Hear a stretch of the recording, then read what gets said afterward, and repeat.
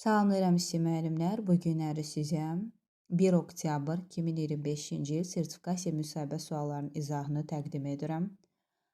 Müəllimlərimiz bu günləri məni çox sevindiriblər və bildirim ki, onların əldə etdiyi hər bir uğur mənim üçün ən böyük sevincə bərabərdir və sizin 30+ ballar toplamağınız mənim üçün ən böyük hədiyyədir.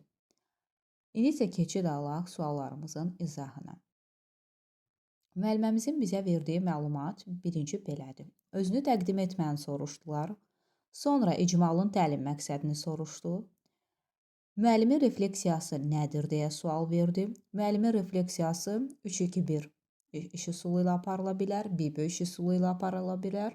Vasitə olaraq cümlə kökləri, çıxış bileti, müsahibə, müzakirə, adi sual-cavab və yaxud şəxsi jurnallar əsasında da təşkil edilə bilər.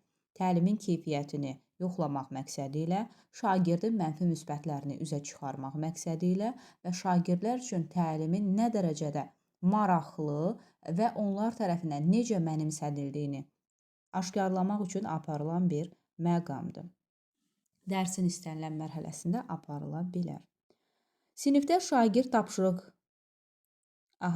şagirdlərə tapşırıq verirsiniz. Deyirsiniz ki, kim tez həll etsə, ona qiymət verəcəm. Siz bu zaman nəyi pozmuş olursunuz müəllim olaraq?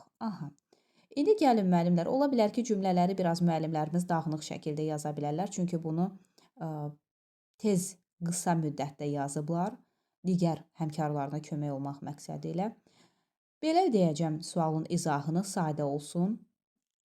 Şagirdlərə tapşırıqlar veririk. Kim tez həll etsə, ona qiymət yazacam. Bu zaman biz təlimdə bərabər imkanları pozuruq. Nəyə görə? Şagirdlərin bir hissəsi aktiv, bir neçəsi aktiv, digər hissəsi passiv ola bilər. Passiv olmaq o demək deyil ki, onlar zəif və yaxud da yaxşı oxumayan şagirdlərdir. Əksinə, passiv olaraq o deməkdir ki, onlar asta gəldilər.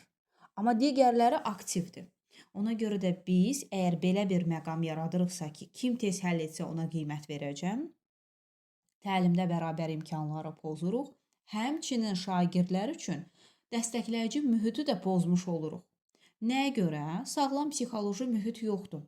Tələskənlik varsa, şagirdlər tələsirlərsə, bu zaman onlarda həyəcan olacaq, emosiyaları düzgün idarə edə bilməyəcək, müəyyən qədər həyəcan onların heç tapşırığa düzgün cavab verməsinə imkan yaratmayacaq, hətta cavabı düzgün bilsə belə.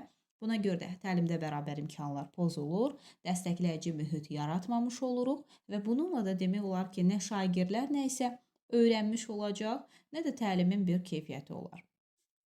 Sonra keçid alıram digər verilən suallara. Mənə isə formativ qiymətləndirmə nə üçün aparılır? Soruşuldu. Belə deyək müəllimlər. Formativ qiymətləndirmə nə üçün aparılır? Şagird fəaliyyətini izləmək üçün, səmərəliliyi artırmaq üçün, şagirdin fəaliyyətini stimullaşdırmaq üçün, verilən konstruktiv rəylər nəticəsində özünü daha da təkmilləşdirilməsi üçün, məqsədə çatması üçün irəliləyən bir uzun müddətli məktəbdaxili qiymətləndirmənin bir növüdür. Aparılmasının da əsas məqsədi şagirdi inkişafa apararaq lazımi bilik bacarıqları ona mənimsətmək, biliyin bacarığa düzgün şəkildə çevrilməsini təmin etməkdir. Nəinki biliyi bacarığa çevirmək, həmin bacarıqların vərdiş halı alması, sosial bacarıqlara, real həyatı bacarıqlara sahib olması üçün şərait də yaradır. Digər müəlliməmiz yazıb, mənə planlaşmadan sual verildi. Dedilər ki, cari planlaşmada əsas nəyə fikir verirsiniz?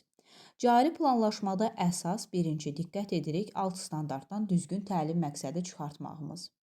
Təlim məqsədimiz düzgün və effektiv şəkildə təşkil edilərsə, ona uyğun şəkildə həmin məqsədə çatmaq üçün iş üsulları, iş formaları nəzərə alınır.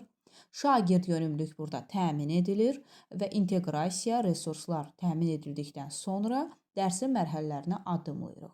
Dərsin mərhələlərində birinci təlim məqsədinə çatmaq üçün addımlayırıq və ən əsas da diqqət yetiririk ki, şagirdlərin xüsusiyyətləri nəzərə alınsın. Əgər şagird xüsusiyyətləri nəzərə alınmadan təlim qururuqsa, bu zaman şagirdlər üçün maraqsız olacaq, öyrənə bilməyəcəklər və demək olar ki, biz deduktiv dərs təşkil etmək məcburiyyətində qalacağıq. Sonra, planlaşma nəyə görə lazımdır? Hər bir işi plansız şəkildə gördükdə sonda nəticə almaq mümkün olmur və yaxud da effektiv nəticə olmayacaq. Belə deyək, əgər biz planlaşma qurmadan dərsə başlasaq, bir növ heç ardıcıllığı yadımızda saxlaya bilmərik və biz plan quraraq öncədən dərsimizə də hazırlaşırıq. Planlaşmanın hansı növləri var? Bilirsiniz ki, cari gündəlik, hansı ki 45 dəqiqəni akademik saatı əhatə edir. Perspektiv isə illik, bütün il ərzində tədris ilini tam əhatə edən mövzular, standartlar, inteqrasiyalar, resurslar, qiymətləndirmələr nəzərə alınır. Sonra, digər sualımız belədir. Konstruktiv rəyi necə vermək lazımdır? Mən bunu keçən dəfə demişəm, təkrarən qısaca izah verim sizə. Konstruktiv rəydə mən demişdim ki, birinci səhvi vurğulayırıq, şagirdin səhvini, daha sonra qeyd eləyirik ki, məsəl üçün müsbəti nədir və həmçinin də orada inkişafı. Düzdür, bəzən bu ardıcıllıq biz deyə də bilərik ki, sən burada düzgün etmisən, sonra səhvini deyə bilərik və yaxud da istiqamət. Bu ardıcıllığın pozulması bizim üçün birinci müsbəti deyim, sonra mənfini deyim. Burada bir rol oynaya bilər. Yalnız bir rolumuz var bizim. Şagirdə birinci mənfini deyəndə şagird biraz həyəcanlana bilər.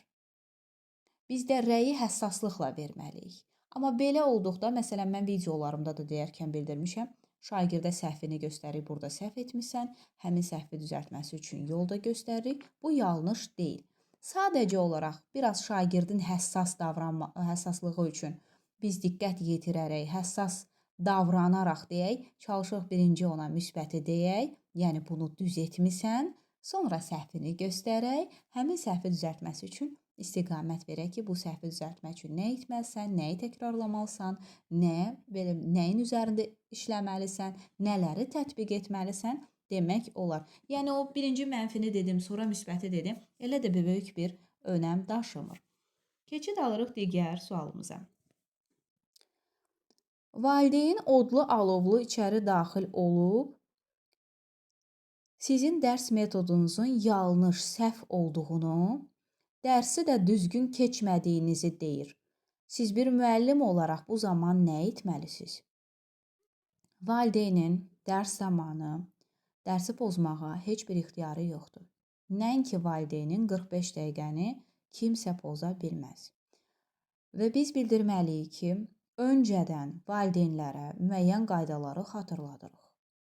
Əgər bir narazılıqları varsa, etirazları varsa, bunu müəllimə dərsdən sonra bildirmək olar.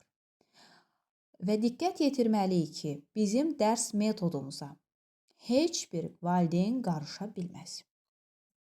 Nəyə görə? Çünki müəllim bir pedaqoqdur. Təlimin nə zaman keyfiyyətli olub olmayacağını müəllim daha gözəl bilir.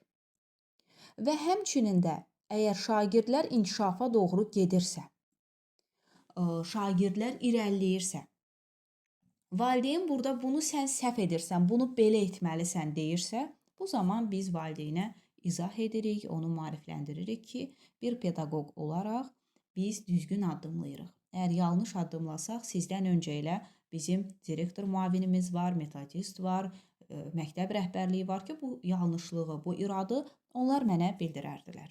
Amma siz əgər nəsə bir məsləhətiniz varsa, nəsə bir təklifiniz varsa, buyurub əlbəttə deyə bilərsiniz. Amma etiraz edərək yanlışdır, düzgün keçmirsiniz, heç bir valideynin buna ixtiyarı çatmır. Çünki, yenə deyirəm, tədrisin forma və vasitələrini seçmək, təlimi effektiv təşkil etmək, təlimi qurulmasını tam təmin etmək müəllimin vəzifəsi və onu necə təşkil edirəmsə, bu mənim hüququmdur. Digər tərəfdən şagirdlərin inkişafı təmin edilirsə, biz bu zaman yenə də bildiririk ki, heç kəsə adiyyəti yoxdur ki, o müəllim necə qurur dərsi, hansı formada qurur, şagird inkişaf edir, şagird öyrənir, şagird biliyi bacarığa çevirir, yüksək səviyyəyə qədər addımlayır. Demək ki, burada müəllimin öz ixtiyarındadır, necə qurur o dərsi. Və həmçinin də valideynlərə biz bildirə bilərik ki, siz təkliflərinizi, məsləhətlərinizi verə bilərsiniz. Etirazlarınız varsa bunu dərsdən sonra bildirə bilərsiniz. Çalışarıq ki, nəzərə alaq. Amma heç bir valideynin bizə və yaxud da bizim həmkarlarımıza irad tutmağa, yanlışdır deməyə heç bir ixtiyarı yoxdur. Keçid alırıq digər sualımıza. Motivasiya necə olmalıdır? Motivasiya dedikdə biz diqqət yetiririk ki, şagirdin meyl və marağının 45 dəqiqə ərzində bizə cəmlənməsidir. Motivasiya elə olmalıdır ki, şagirdin bütün marağı dərsdə olsun. Diqqəti dərsdən yayınmasın. Həqiqətən də sevərək marağını, diqqətini dərsə yönəltsin. Məcburi deyil də sevərək, istəyərək, öz o deyir canından gələrək bu dərsə maraq yetirsin. Bunun üçün də biz nə edirik? Şagirdlərin o meyli marağı deyir deyə daha çox necə öyrənirlər? Daha çox necə məsəl üçün laboratoriya işlərini təşkil edəndə onlar öyrənirlər. Daha çox hansı iş üsulu ilə öyrənirlər. Daha çox məsələn şagirdlərimizin meyli nəyədir? Mən həyatdan situasiya gətirəndə onlar yaxşı öyrənirlərsə, mütəmadi bundan da istifadə edirəm. Sonra iş üsullarından istifadə edirəm. Düzdür, daim birindən istifadə eləmək öz effektini itirir. Biz hər gün eyni yeməyi yeyə bilərikmi? Yox, axır əvvəl ondan bezəcəyik, yorulacağıq ki, biz artıq bunu istəmirik. Qəbul etmir bizim orqanizmimiz bunu. Eynən şagird də bunu deyir.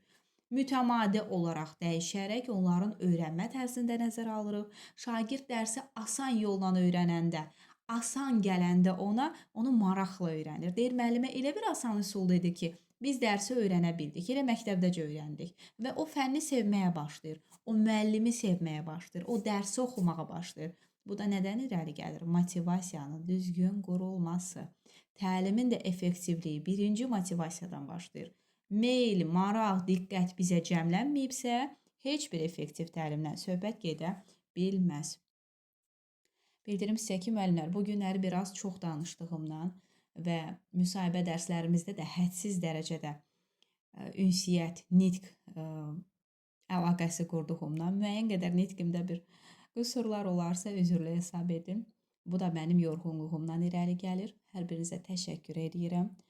İzləyin, bəyənin, abunə olun, paylaşın ki, hər kəs yararlansın. Qoy onlar da dinləyərək uğura imza atsınlar və şərhlərinizdə də sizə aydın olmayanları qeyd edə bilərsiniz.